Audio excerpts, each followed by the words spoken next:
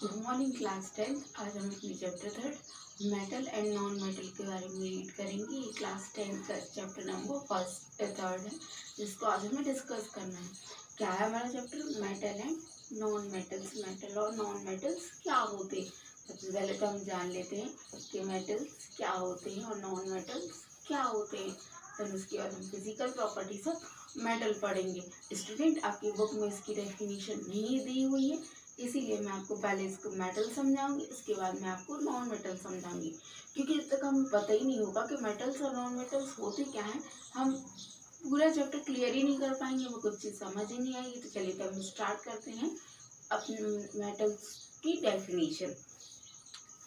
A metal is N ये A metal is an element that is malleable and ductile, conduct electricity. Some of example.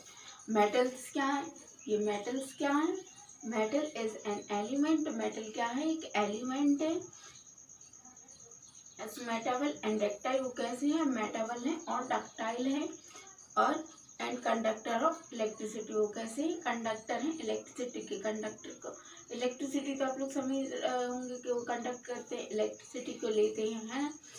तो ये क्या होगा? Definition मैं फिर से बता देती हूँ। A metal is an element. Metal क्या है? एक एलिमेंट है। That is malleable and ductile, वो कैसे होते हैं? मेटेबल होते हैं और डक्टाइल होते हैं। एंड कंडक्टर ऑफ इलेक्ट्रिसिटी, वो कौन किसके कंडक्टर होते हैं? इलेक्ट्रिसिटी के कंडक्ट होते हैं। क्लियर हुआ कि मेटल्स क्या होते हैं? अब देख लेते हैं non metal. Non metal is the name suggested are opposite to metal. Non metal जो नेम है वो सजेस्ट किया किसके अपोजिट? अपोजिट मतलब होता है विलोम शब्द से। हमें किसी भी चीज का विलोम शब्द बना दिया, हमने बना दिया हैप्पी का सैड। जस्ट अपोजिट मेटल का हमने क्या बोल दिया? Non metal.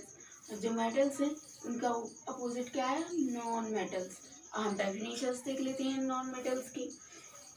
Non metal is the name suggested opposite to metal, which means their properties are quite। इसकी जो प्रॉपर्टीज होती है, इसकी जो एक प्रकार से हम बोल सकते हैं कि जो अपन ने प्रॉपर्टी देखी थी कि कंडक्टर है इलेक्ट्रिसिटी का, ये किस चीज का कंडक्टर है? ये इसकी जो प्रॉपर्टीज होती हैं, जो ये हम बता रहे हैं कंडक्टर वगैरह, वो कैसी होती है? क्वाइट होती है, मतलब शांत होती हैं। Different from the metal. Different मतलब अलग होती है किससे? मेटल से। क्लियर हुआ?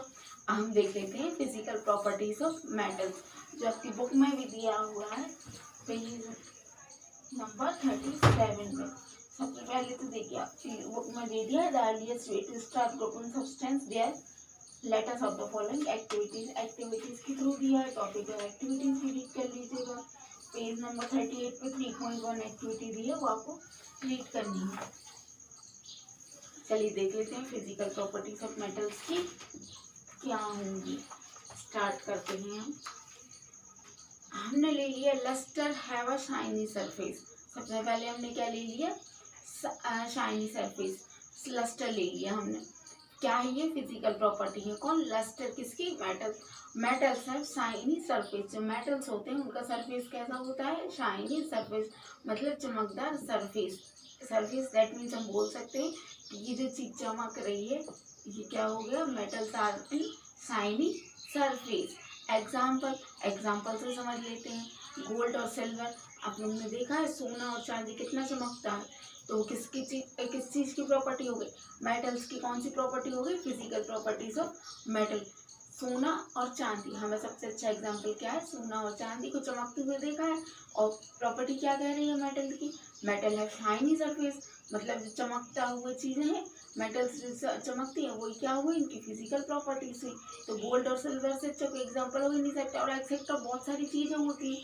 तो ये क्या हो गई हमारे पास है? Physical properties of metal.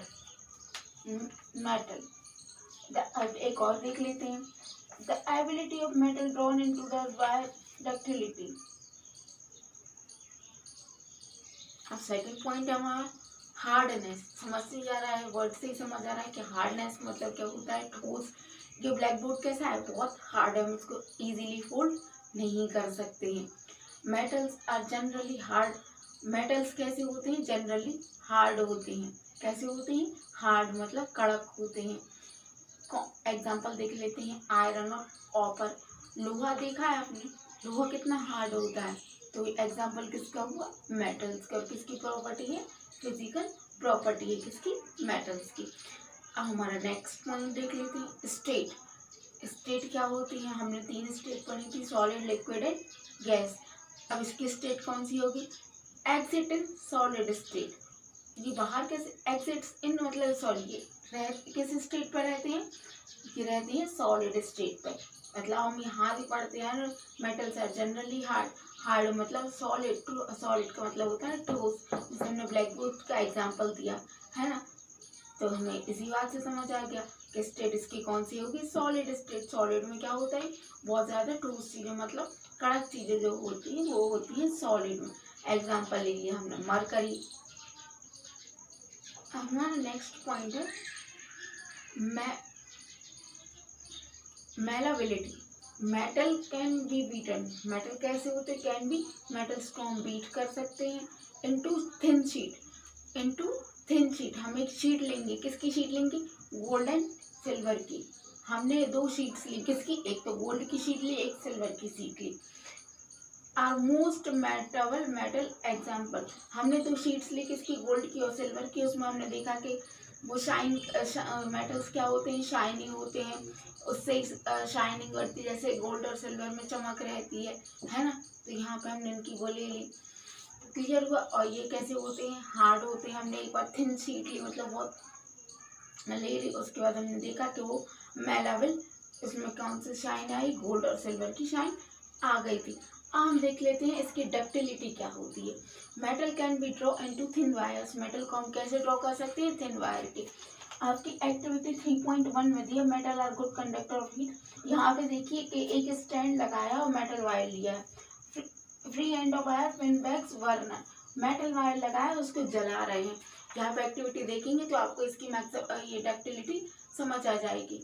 हमारा नेक्स्ट पॉइंट क्या है, conduct of heat and electricity. Conduct का मतलब क्या होता है, लेना। वो कैसे कंडक्टर हैं, मतलब डोनर, लेने वाले, कैसे कंडक्टर हैं, कैसे, हीट और इलेक्ट्रिसिटी। हीट मतलब होती है हीट, आपको समझ ही आ रहा है, इलेक्ट्रिसिटी मतलब बिजली। Metals are good conductor of heat and electricity. Metals कैसे कंडक्टर है, गुड कंडक्टर मतलब बहुत अच्छे कंडक्टर है, लेनदाता है किसके, हीट और इलेक्ट्रिसिटी के। ओके स्टूडेंट, आपको इतनी सी समझ आ गई होगी, होप सो। आपको इससे रिलेटेड कोई भी डाउट है प्लीज मुझसे क्लियर कर लीजिएगा। एंड बुक खोल के साथ में इस चैप्टर को रीड करेंगे तो आपको ये चैप्टर बहुत इजीली समझ आ जाएगा। और इसके जो नेक्स्ट टॉपिक है वो अपने नेक्स्ट वीडियो में डिस्कस करेंगे। ओके, और आपके इसके नोट्स में आपको प्रोवाइड करा दूंगी। Hope you all are fine, have a nice day, thank you.